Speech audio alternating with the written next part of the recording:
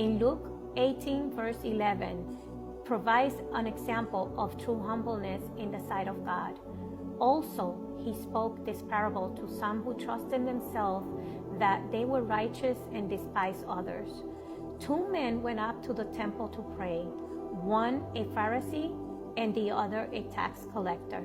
The Pharisee stood and prayed thus with himself, God, I thank you that I am not like other men, extortioners, unjust, adulterers, or even as this tax collector.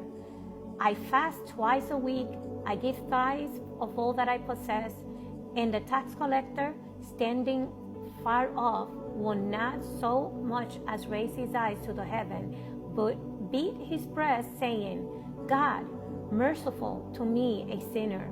Tell you this man went down to be justified rather than the other. For everyone who exalts himself will be humbled, and he who humbles himself will be exalted. This can also be related to situations that are happening now through social media, in person, in churches, and other venues.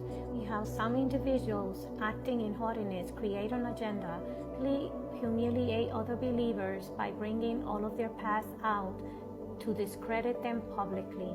God's not pleased with this. We must first look at the speck of our own eyes before we start judging others. This is not the way to get notoriety, and it is considered haughtiness.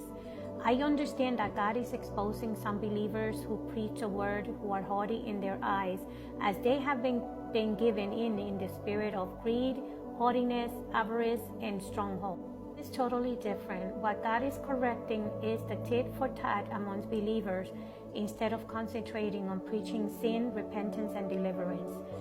There, I said it, and if anyone gets offended, please take it up with God. I am just a messenger.